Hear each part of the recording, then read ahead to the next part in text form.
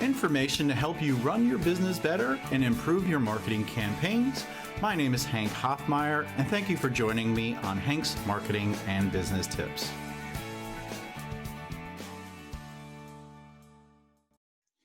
Welcome to episode 234 of the Hmbt podcast. Coming at you again with another great guest. Today we're going to talk about building audiences. And with the pandemic and hopefully coming out of it soon, if you're going to start a business or you're in business, you need to grow your list. So today I'm joined by USA Today bestselling author Russell Nohelty. He has two organizations, Wannabe Press and also The Complete Creative, which is a training academy. I think is going to bring so much value today. And Russell, I appreciate you being on, and just tell us a little bit more about what you do, because I don't think I did you enough justice. Sure. So I am mostly an author. So I started my career as an author. I built my audience. I built my company, Wannabe Press, from my authorship. And about 2 years ago, I broke off the educational wing of my company. So the nonfiction courses, marketing, training, into its own company, The Complete Creative, so that I could sort of, when I was very small, it worked to send the same email to everybody. But as we grew and grew and grew and then exploded, we started getting a lot of people who were just wanted to hear about my authorship and just wanted to hear about my creating and like how I built it. So I kind of had to split it off because people were complaining, which didn't so much happen when it was small. So it was a good problem to have. And then what Complete Creative is a training academy. It has a blog. It has its own podcast, The Complete Creative, and a whole lot more. Awesome. You know, as a self-published author myself, I know the importance of working with people that know what they're doing. I put a course out about more around just how to market your book, not anything around publishing it, but like, what are the things you need to do as a self-published author before and after you publish? And just, I have a lot of admiration for what you do, because it's not easy. A lot of people think you can just write a book, get it out there, market it, and you just make a lot of money because you're an author. It's not true. So I applaud what you're doing. Yeah, authorship is actually, books are actually the worst business you could possibly be in. I'm very, very sure. It is low margin. It is high production time. It is high cost. It is high energy. There's tons of competition, and they're all racing to the bottom. If you went to business school, literally every red flag is in the authorship and book business.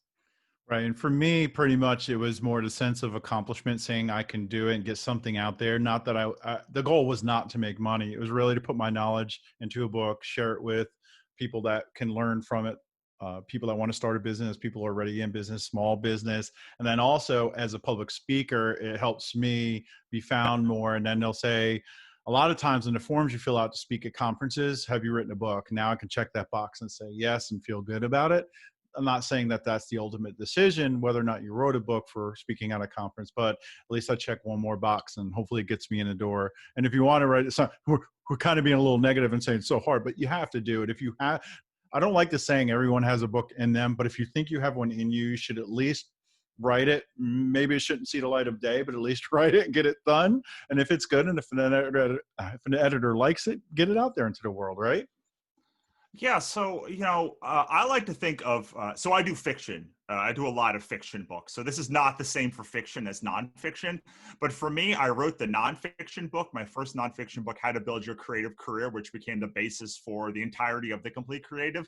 I built it because people kept asking me the same 20 or 30 questions, and I wanted to not have to, I don't want to say waste my time, but I'm going to. I didn't want to keep having to regurgitate the same information. So I wrote the book so I could say, here it is. And not only that, but it's my perfect pitch. It's my perfect game. When you're talking to me just one-on-one, I'm always going to miss something. Like, everyone's going to miss something. But like, I put thought into exactly how I put it out, how I laid it out. But more importantly, especially if you're a public speaker, but also if you're a memoirist or a lot of, like, it's hard to know how to feel about a situation. Or for me, I wrote my book, How to Build Your Creative Career. And there was so much information that I had. I didn't know how to like pare it down or parse it down or make it a thing. And now once I finished the book, I took it from hundreds of posts and hundreds of things I could talk to really sort of the 50 or so most important pieces. And by doing that, you really sort of codify what it is to do your system or to do Right. to have lived a part of your life, or all of those things become very apparent once you've finished a book. And even as just like a therapy session or as a way to get people to stop asking you the same 10 questions, it's really, a book is a wonderful thing. Plus it does up your game. If you could add something that you, like USA Today best-selling author or a New York Times best-selling author, whatever that thing, it ups it even more. I feel like if I was to ask you a question, I'd probably get the one pager, right? But then if you say, well, you know what, I have this and more, and you point me towards your book, I might get answers to questions I might have had in the future, or I didn't know I even had. And it's great how you said that. You took all this information, condensed it down into a book. Not that you were sick of just answering the questions, but you wanted to make sure you had the most concise, most powerful, most valuable information in one place for people to consume, which is great. Yeah, and so a lot of times you're in a forum, or you're talking somewhere, or you're just talking to someone online, and you're like, well, here's the answer to this question, but really you want to go to this part of my book or this part of my website. And the website has become, the Complete Creative has become this repository for like all the information that I teach or all the questions that I get asked. So it ballooned from, one of the great things about a book is like it sort of becomes the pillars. So, you know, they talk about 3 pillars or 5 pillars. So, you know, the first pillar is like how to make great stuff. How to build the sales funnels, number 2. How to build an audience from scratch, which we're going to talk about today, is number 3. How to sell at live conventions, which I don't really do much anymore, obviously. And then how to launch products successfully. And those 5 pillars are literally what I teach, what kind of podcasts I go on, what kind of thing that what kind of opportunities I'm taking, what kind of conferences I go to. And so Right. all of those things came from, you know, before I was kind of haphazardly doing it for most of my career. But when I sat down, I was like, no, this goes into this bucket, this goes into this bucket, this goes into this bucket. And I started filling these buckets and taking all of the stuff that was unimportant or less important out. Because that's the thing. Oftentimes you'll have a bucket and I'll be like full. And I'm like, well, like I can't make a 10,000 word book. Like I've got like 50, 60,000 words for people to pay attention. So like, is this better than the other piece of it? And you sort of see what's important and you actually have it laid out to you. And then you go editorial and your editor comes back and your proofreader comes back and Yeah, you like are exactly. really just making this fine product. And then honestly, I took that and 2 months later, I launched the Complete Creative, not because it was the beginning of the Complete Creative, but it was because I knew, like I suddenly knew what the process was. Well, number 3, you mentioned it, building an audience. Right now, there's people that have lost their job. They are on furlough. They might have quit just because they're stressed about what's going on. Some people are worried. One thing I know is the economy is going to bounce back at some point, and people need to get back into the marketing and sales game, grow their list if they're not doing it now or continue to. Then I think there is going to be the opportunity of people that did get downsized that they're probably going to start their own business. And they're going to want to know, how do I build an audience? If I have a product or a service to sell, how do I promote that? How do I build an audience? Let's talk about some of the, basics, intermediate, and even, maybe some of the expert opinions and advice that you have around list building and the right way to do it so people can succeed coming out of the pandemic. Sure. So the question that I get asked all the time, number one question is, what do I make for my audience? And my response to that is always, if you're asking me that question, you do not know your audience well enough. So if you're having that question for yourself, or you're listening to this podcast and you're like, yeah, that is the question that I ask. There are only 3 parts of business, really, when you bring it down. 1 is the audience, 2 is the product, and 3 is making it for a profit. So if you can do those 3 things, you have a business. If you don't know what to make for your audience, then you don't have a product that will resonate with your audience. So Right. you need to make sure that those 3 pillars are super strong. I know a lot of people that have a lot of people on their list, but like they were not targeted when they built it. And so now they have a kind of sloppy amalgamation of humans that doesn't give them any direction. I have people that have an audience, but like they're like guessing what the product is that they're supposed to make for them. And then I have people that make products, but they make them for way too much money or way too much time. And so there's no way to profit on them or make it reliably. So all of those 3 pieces are kind of the main components of building an audience from scratch. And I have, Kevin Kelly did 1,000 True Fans, right? That's the Right. article that he wrote that says like you basically need 1,000 true fans to make to like have a successful career. So I sort of created the system to go from 0 to 1,000. Awesome. Yeah, I love that statement. What is it? A collection of of humans? That was just so funny. Yeah, I mean, so It's you can true. see that in my own career. Like, you can look at my Twitter account and you're like, wow, that guy's got 27,000 humans on his Twitter account, and it gets no engagement at Right. all because it wasn't an audience. It was just a collection of people that I put on my and that I built it for. There was no intention, and because Right. they had no intention, it's pretty much useless. I could go and make like another Twitter account tomorrow and probably get the same reaction with 100 people, because those are the only people who actually care about the thing that I'm Exactly. saying. Yeah, we don't know how many of those Twitter followers are bots, right? Too, another thing. It's like I'm in email marketing. It's pretty much what I do for a living. And I'm always talking to people and they're always talking about buying lists. And they're talking about, I have 100,000 email subscribers and what's your open rate? 3%.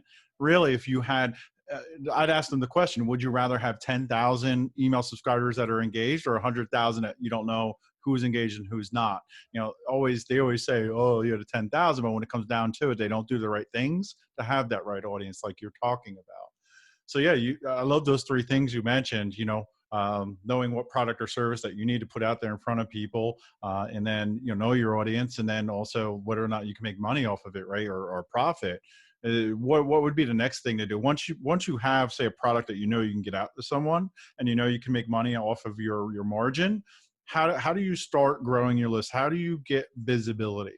Well, I think that's the wrong first step. The right first step is to actually find who the audience is that you're going to make the thing for.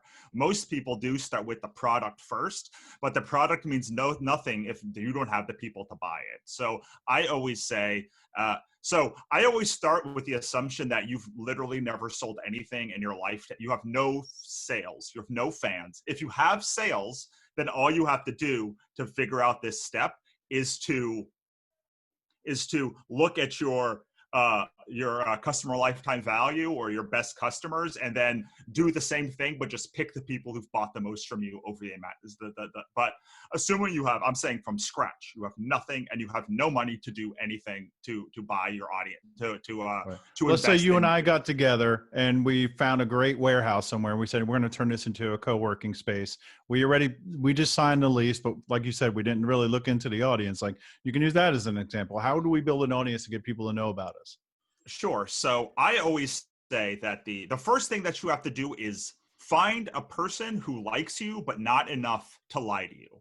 So that means you're looking for I like someone that. who is not close family, not friend, not like a close friend, no one who will give you money just to shut you up. So like my mother buys every product and a gross of each product that I buy, but like I know that like she's not the perfect person for this, because like no one's just going to like randomly give me $300 every time I launch a product, even if I tell them not to.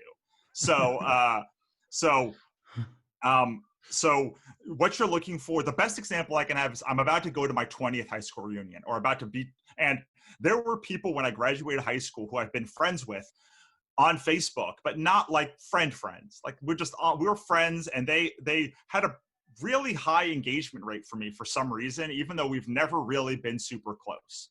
And so those are the kind of people I'm thinking of, like a person who already knows, likes, and trusts you, and kind of groks the kind of weird way you go through the world. So the best thing is before we are going to get our co-working space, we're going to start talking about co-working, because we just Yep. like start talking about the thing that we're about to make. And what you're looking for is a person who is engaging with all of that content, but is the thing that we're talking about. So high school, someone who you worked with a long time ago, and they're not just liking everything that you do, they're specifically liking your information about co-working spaces or whatever that is. Right. And so we'll call that a hyper engaged person who you randomly, who you have done no work for to like make sure that they know, like, and trust you, but they do. And the first thing that you have to do is the hard work of not sending them a survey, but actually contacting them and asking if they're willing to sit down for half an hour and talk to you. And what you're looking for in that conversation is not demographics. So the absolute worst thing that salespeople and marketing people do is talk about demographics. Like, demographics are very important to target ads and literally nothing else. Right. So I like to talk about the psychotropic information. So for instance, I'll look behind me, there's a bee. That is my mascot, Melissa the Wannabe. And that is everything that makes up a good wannabe or a good fan of the complete creative. They have this punk rock attitude, they're rebellious and creative and artistic and like, Right. and they like getting their hands dirty by like making stuff. And like, they don't want someone to give them a lot of flowery language. They just want the thing that they want. And they want you to give it to them and like make them laugh hard while they do it. And so whenever I talk about that person, everyone that I've ever told about that person, they can be like, oh, that's my buddy. That's my buddy Fred, or my like mother, or my whatever. And so I have fans from 18 to 85, from male to female and everything in between. And the one thing that they all mostly have in common is this sort of rebellious punk rock spirit. And so that is the kind of essence of the human that you're trying to get to when you're conducting these interviews. So you're trying to find out why they like you. Like, what is it about you? What's your secret sauce? Like, is it that you're really elegant? Is it that like you are incredibly like genuine? Like, what is the qualities that they like about you? And Right. and the secret thing that you can bring. You also want to find out like what they know about co-working spaces and like what you think they're doing wrong, what you think they're doing right, what you wish they have. Because your goal now is to become like not WeWork, it's to be the thing that this person wants so that you can differentiate yourself in the market. Yeah, exactly. That makes sense? Yeah. And it's almost like, when you're an author, you're talking about doing things before you actually have what you're going to sell. So when you're an author, you should be promoting your book before it's even published. Absolutely. Doing all that stuff. I'm writing a book now. It's going to be written. It's going to be published. But here's what it's about. Here's a teaser. Here's this. It's the same exact model in a way. And like you said, people don't think about doing those kind of things. A lot of people just say, I'm opening a business, and then where are my customers? Then they start buying Facebook ads with demographics. They start paying influencers. Some people are doing that now, or they'll do pay-per-click ads, and they won't set those up right, because then they'll just paying out of the nose.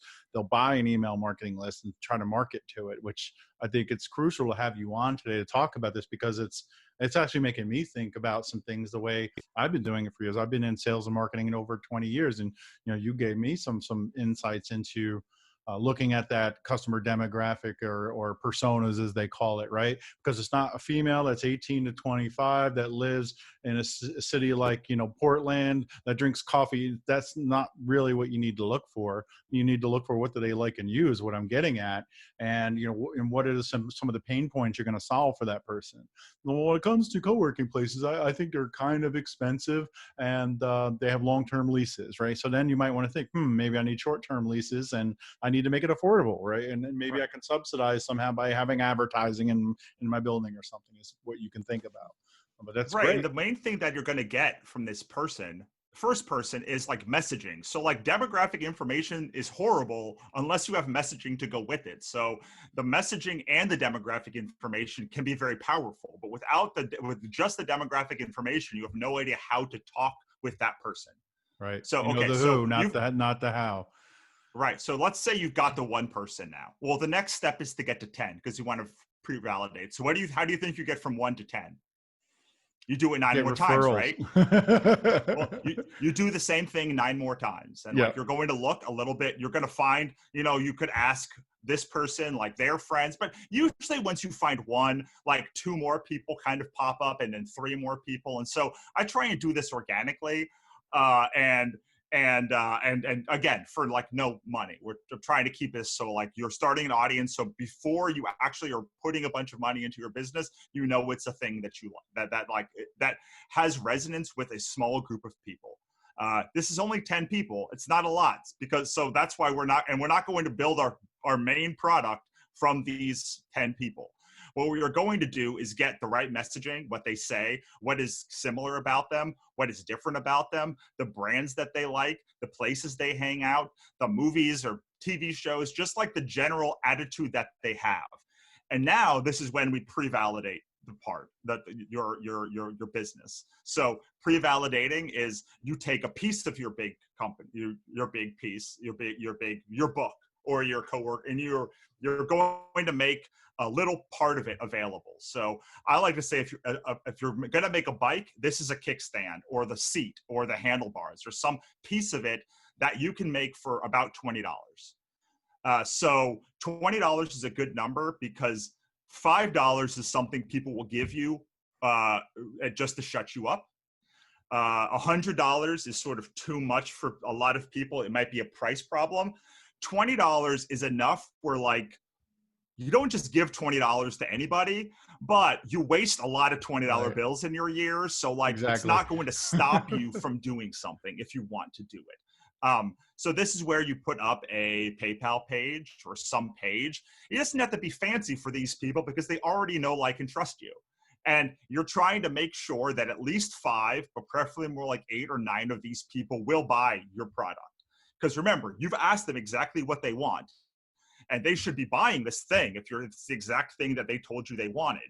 Here's the problem, though. People are very attuned to the fact that they have a problem.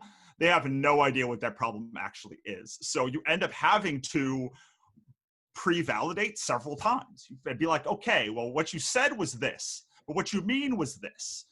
Because this is actually the hardest part, because so many people just then take the information and then, like, launch a $500 product. And, like, why didn't no one buy it? And it's like, well, because, like, you heard what they said, but not what they actually mean. So the pre-validation process is your ability to be like, oh, you didn't even want a co-working space. Or, like, this book, for when I wrote my book, How to Build Your Creative Career, it was built on literally hundreds of interviews and conversations with people who I had already gone through. So, like, I knew it was the thing that they wanted because, like, it was the exact questions that they already asked me. But sometimes, like, I've made a book and I've said, this is what you said you wanted. And they're like, oh, no, we're past that. Or, like, we're over that. So you want to make sure. I like to say 8 people will buy, but I'm going to say 5 because people freak out if they think that 8 people have to buy. But, like, these are, like, your diehards. These are the people that, like, it should be 10 of 10. The more people that buy from this, the more validation you have that your product works and the more your ability to scale. So step 2 is 10 and then pre-validation. Step 3 is 100. And 100 is you infiltrating all of the groups that they talked about, the brands that they talked about, and trying to pull people away, like, ethically, like, not just being like, go buy my book, buy my book, buy my book, but, like, having real conversations with these people and creating a sequence in your email, your autoresponder, mixed with video and audio or whatever you have to do to construct a funnel so someone who doesn't know you will buy from you. And this is all we're doing in that next stage, that you're using the profit from the kickstand to build out your website or Facebook ads or get some concepts put out or whatever you have to do to get someone from not knowing you to buying from you. Awesome. And so that by the time you get to this 100 person, you've pretty much got it all. You've got a product. You've got an audience, you've got the messaging, you've got the email responder sequence, you've got the social media going, you've got the weekly email that you're sending. Like, you already have all of the pieces and you've not spent any of your own money. Now, you are taking a lot of time. This is not like something that just happens tomorrow. I mean, it could, but usually it takes people a couple of months to, like, go through this whole process. But there is nothing worse than scaling up ads and spending 10 grand on, like, an email list or a social media account that is dead and that doesn't actually pay you. So it is better to go and, before you make that book, before you even make it, like, go and validate it before and make sure that the people actually want to buy it and that's a thing they want, so that when you make it, then you know that there's an audience for it afterwards. And once you've got 100 people that are buyers through that system, you can use those for lookalike audiences. You Yep. can use them to find the rest of it. And you can really start putting ad spend behind it once you have 100 and you're ready to validate your real idea. I think a lot of marketers do it backwards. Listening to you speak, what they'll do is, they'll have their product and service, and they're going to develop all this content for social media. Then they're going to say, well, whatever we created over here that we did without talking to anyone, we just want to blast it out to the demographics that will buy from us, that these experts told us will buy from us. And then we're going to do all this stuff and do it backwards. They're going to wait. Then they're going to probably get a lookalike audience that's not going to be resonating with their real true person that does the know, like, and trust. Like, oh, if we market enough, if we post on social, send enough emails, people will know, like, and trust us. Whether you should start with the know, like, and trust, and then build from there.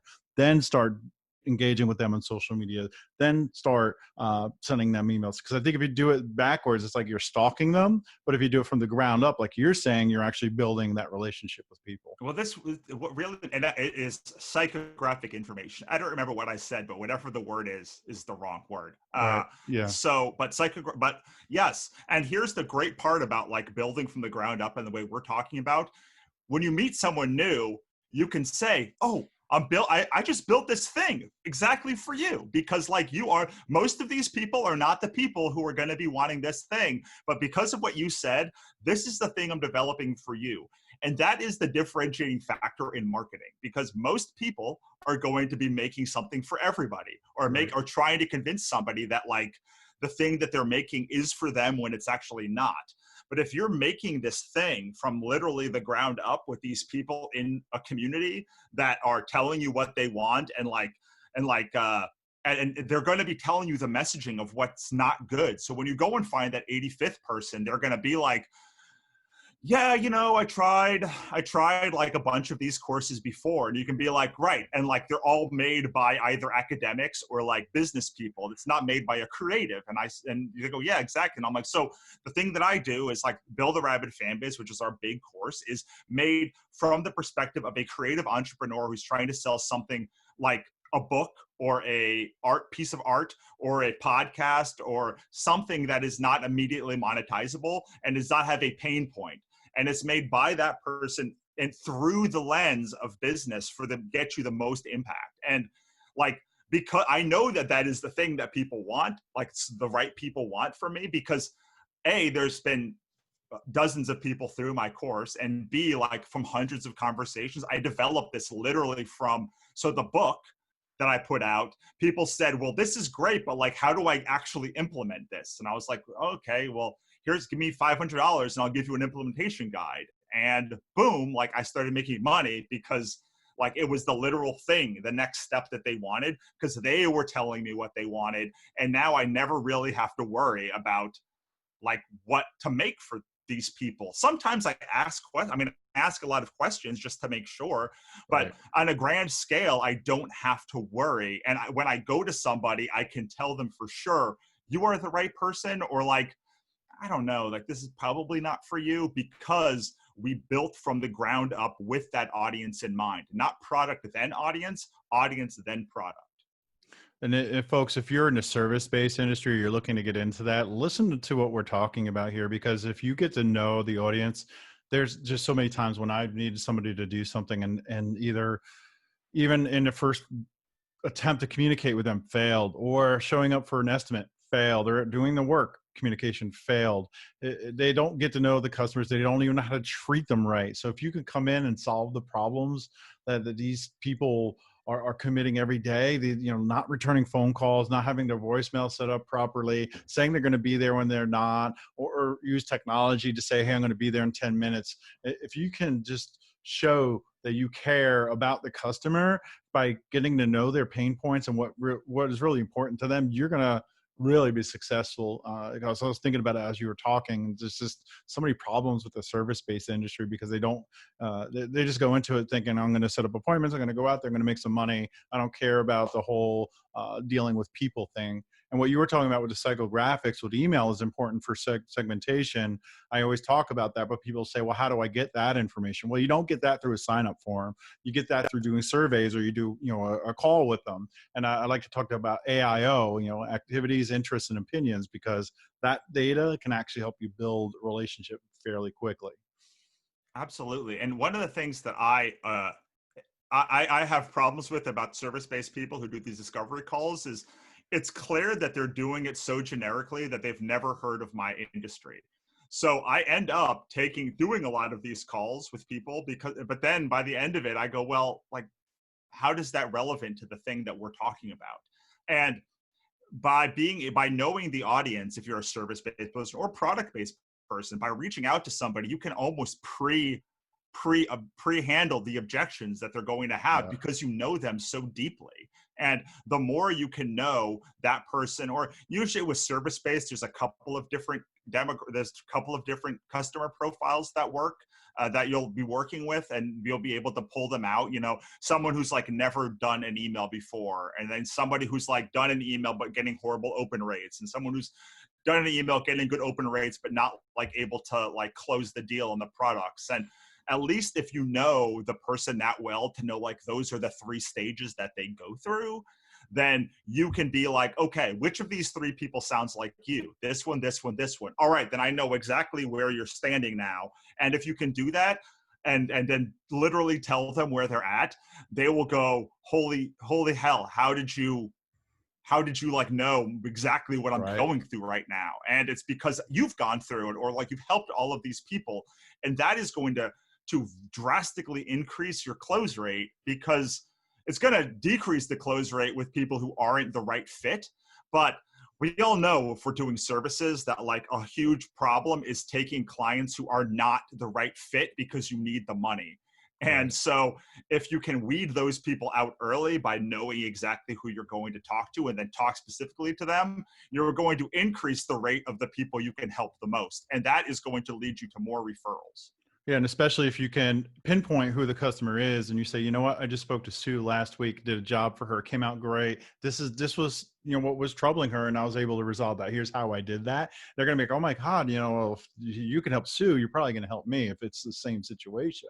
Have those stories in your back pocket, because that helps you build relationships really quick. And then they start trusting you, and then you solve their problem, right? Because it's similar.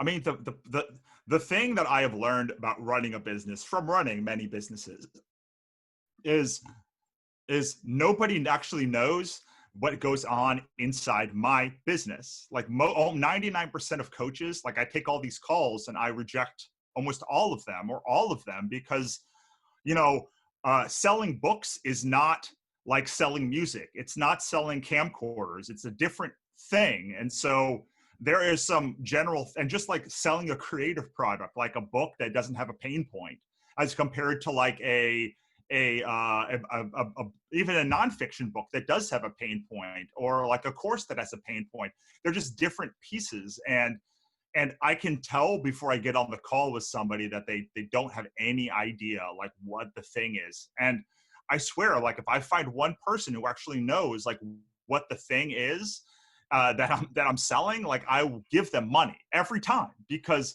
like it's so hard to find that person, and it's so hard to be able to just speak the same language, because each industry has its own language, and each kind of customer has their own language. And if you're in an industry, usually like the people in that industry know like all of the players in it. So like, it's like, so if you really like James Wedmore, you probably hate Russell Brunson, as far as like an info, like, or like you just don't resonate with that person as well. Or like if you're an Amy Porterfield person compared to like another, it's just, there's different, but we all know, like if you're in that industry, like we all know the players in that industry. Like we'd all be like, well, you more a Stu McLaren person or a Pat Flynn person, or like we've all. So by being able to say like, oh, well, the industry, and like, well, I'm more like this kind of person matched with that kind of person. And if that resonates with you, but if you don't know who your customer resonates with most, if like you don't know, like if you're a James Wedmore person, then you're going to talk a lot differently than if you're a Russell Brunson person or Yeah, Gary Vee exactly. person, because one of those people is going to say you don't have to hustle a lot to survive. And the other one is going to say you have to hustle all of the time and spend a ton of money on Yeah, advertising to survive.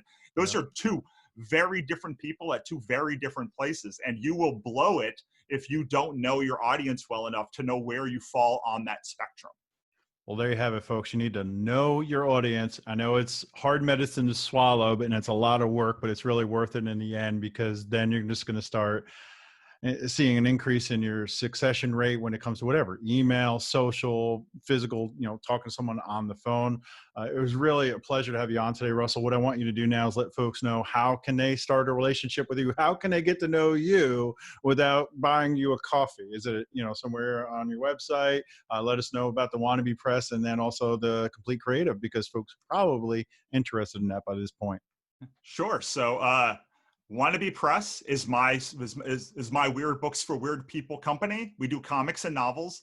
The easiest way that I explain my writing is magic, mythology, monsters. If you like those things, then I highly recommend going to check out The Nice. God's First Chronicles. The first book, And Demons Follow Behind Her, is free on all platforms. You can just go read it. You'll know in a chapter if you love it. That is, and Wannabe Press and russellnohelty.com is my testing ground for the Complete Creative. So I'm literally out there testing all of these things on my own company, talking to other people about what worked for them, and like tweaking things on my own site. So my blog and training academy, The Complete Creative, has about 400 posts, plus the archives for my own podcast, The Complete Creative, where I interview creators about how they built and sustained their creative careers. And free courses, paid courses, epic blog posts, some of them over 10,000 words. And if you want to hear about audience building specifically, I have a free 20-minute webinar which is at thecompletecreative.com/audience. And you can take that webinar and kind of learn a little bit more about what we talked about today. Awesome. I appreciate that. Folks, if you want to hear previous episodes, go over to hankhoffmeier.com/Alexa. I'm on iTunes. I'm on Spotify, Google Play Store. I'm back putting video onto YouTube rather than just the audiogram. So go over there, subscribe, like. And if you're on iTunes, folks, I have a very quick ask of you. What I want you to do is let me know if you do listen on iTunes.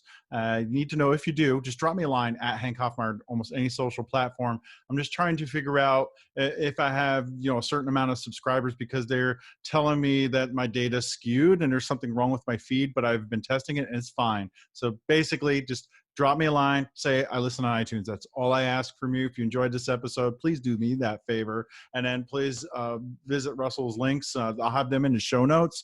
This way you can show him some love and check out what he's doing. And if you like the episode, to drop him a line, let him know, or just comment on mine, and I'll tell him, or he'll probably be stalking it and watching it. But until next week, folks, happy marketing.